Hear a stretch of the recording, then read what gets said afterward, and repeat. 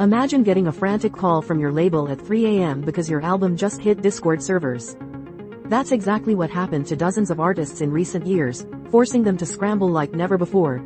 Drake makes a surprise release of a trio of tracks through his alternate Instagram account, @PlotTwist, on Friday, August 23, 2024. The release came weeks after the first 3 leaked songs came out earlier in the month. Instead of carefully planned rollouts that used to take months, artists now find themselves in a constant race against time. Labels have completely transformed their strategies, with some projects getting pushed up by weeks or even months just to stay ahead of the leak game. Usually, artists push projects or songs back as a result of leaks. However, there can be additional financial implications for artists. Artists can lose out on large amounts of money, as if the song has already been heard by the majority of fans, it can decrease the hype of the song and project significantly, causing there to be less listener traffic heading to their newest releases. It's like playing musical chairs, but with million-dollar albums on the line.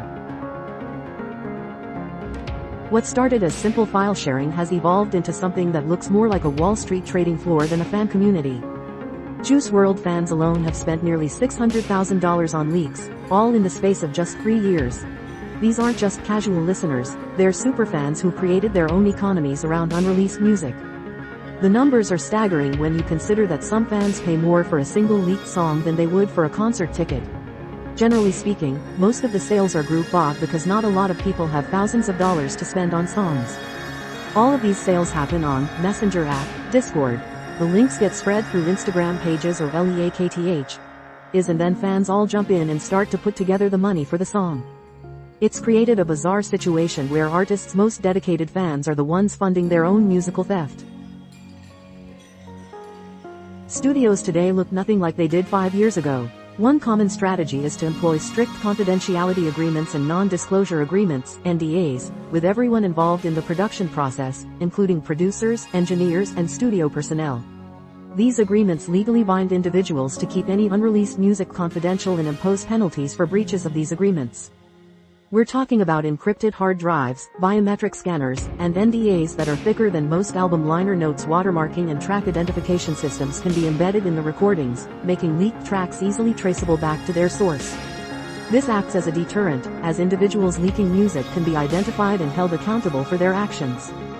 Some artists have gone so far as to record multiple versions of the same song with different lyrics, making it impossible for leakers to know which version is the real one. It's like musical espionage, and everyone's a potential spy. Here's where things get really interesting. Some artists have figured out how to turn leaks into their advantage. After fans heard the latest rollout of Drake's unreleased songs, many took to social media to call him out for seemingly testing his new songs on social media before releasing them. An ex-user claimed that leaking the songs made it seem like the singer was scared of public opinion. The way he's going about dropping these songs makes it look like he's scared of public opinion, so he has to leak and see if we FW it, a fan on X commented. It's like having a free focus group, but one that's willing to pay thousands of dollars for the privilege of being test subjects. Artists like Playboi Carti have mastered this art, letting tracks accidentally slip out to gauge fan reactions before committing to official releases. The line between leak and marketing strategy has become so blurred that fans can't tell the difference anymore. When Frank Ocean's Blonde Sessions leaked, it wasn't just about artistic integrity, it was about cold, hard cash. In 2024, Spotify alone paid out $10 billion to the music industry, more than any single company has ever contributed in 1 year. With streaming revenues reaching unprecedented heights, every leaked track represents potential millions in lost revenue. The math is simple but brutal. If a song leaks and gets millions of plays on unofficial platforms, those streams never convert to actual income for the artist. Artists can lose out on large amounts of money, as if the song has already been heard by the majority of fans. It can decrease the hype of the song and project significantly, causing there to be less listener traffic heading to their newest releases. It's like watching your paycheck get stolen in real time, one play at a time. Social media has transformed leaked music into a cultural phenomenon that spreads faster than wildfire. The Instagram leak community is pretty big. If someone has an unreleased Playboi Carti song, they'll get hundreds of views on their Instagram lives, but all the main source of original information comes from LEAKTH. It's created a new type of social currency where being the first to share a leak makes you internet famous for 15 minutes. Hashtags like #FreeTheWave for Young Thug's Slime Season 3 have become rallying cries that unite fans across the globe on communal leaking hubs like the Rap Leaks subreddit or LEAKTH. You can find a demographic of predominantly white male teens sharing and debating the latest unauthorized releases found on YouTube and SoundCloud. These are people who love the thrill of hunting down new music and compiling spreadsheets that painstakingly track every unreleased song in an artist's discography. The hunt has become as exciting as the music itself, turning fans into detectives and creating communities built around shared secrets. The legal battles surrounding leaks have become as dramatic as any Hollywood movie. In November 2024, Drake initiated a legal petition against Universal Music Group, UMG, the parent company of Republic Records, with whom Drake has a recording contract, and Spotify, alleging they conspired to artificially inflate the number of streams of the diss track, Not Like Us, during Drake's feud with Kendrick Lamar earlier that year by implementing pay-to-play schemes, malicious bots and other tactics. Drake withdrew the petition on January 14, 2025, and filed a lawsuit in the U.S. District Court for the Southern District of New York a day later, alleging defamation against UMG for promoting Not Like Us. Artists are suing everyone from hackers to their own collaborators, creating a legal maze that costs millions to navigate. Infringement claims can arise when an individual shares or distributes unreleased tracks without permission. This act can violate the copyright holder's exclusive rights, potentially leading to lawsuits demanding monetary compensation or injunctions to prevent further distribution. The legal landscape is filled with examples where leaks have prompted artists to take legal action to reclaim control over their work. It's turned the music industry into a battlefield where lawyers are as important as producers. Who knew that music fans would become venture capitalists? Leak group buys regularly raise upwards $5,000 for a track and the money ends up in a hacker's pocket. The group buy culture has created a twisted version of Kickstarter where fans pool their money to buy stolen music. On Sunday, members of a Discord server called Group Buys raised $1,250 on Cash App and Venmo to buy an unreleased song by Lil Uzi Vert. On Sunday, members of a Discord server called Group Buys raised $1,250 on Cash App and Venmo to buy an unreleased song by Lil Uzi Vert. Usually, the free voice and text messaging app is used to discuss video games, but the members of this Discord server, which number over 1,000 as of this writing, had one goal in mind: get their hands on unreleased music. One of the largest confirmed group buys was for the unreleased Jay Electronica album Act 2. The Patents of Nobility, The Turn, which sold for roughly $9,000. It's like a perverse form of fan funding where supporters pay criminals instead of artists. The paranoia has reached levels that would make Cold War spies proud. Artists who once freely collaborated with producers and engineers now treat every session like a potential security breach. Some of these fans are crazy and go on as if they know the artists personally. I don't know these rappers personally, so I don't really feel for them. Put it this way: I won't be losing sleep over leaking an artist's music. The quote from a 17-year-old leaker shows just how casual the betrayal has become. The new leak culture has created undoubtedly adversarial relationships between these artists and their most die-hard fans. Artists have fired longtime collaborators, ended partnerships, and even changed their entire creative process because they can't trust anyone anymore. It's turned the music industry into a place where your biggest fans might also be your worst enemies. Labels have discovered that yesterday's leaks are today's gold mines. Additionally, songs such as Blueberry Faygo by Lil Mosey, Already Dead by Juice WRLD, and Just Wanna Rock by Lil Uzi Vert have all gone on to have incredible success despite leaking earlier on, with Already Dead being leaked 4 years before its release and still debuting at number 2 on the charts. Pop Smoke's posthumous albums are perfect examples of how labels now strategically release previously leaked material to maximize profits. For instance, according to a Complex article from January 2020, at the time of Juice WRLD's death, the rapper had roughly 2,000 unreleased songs.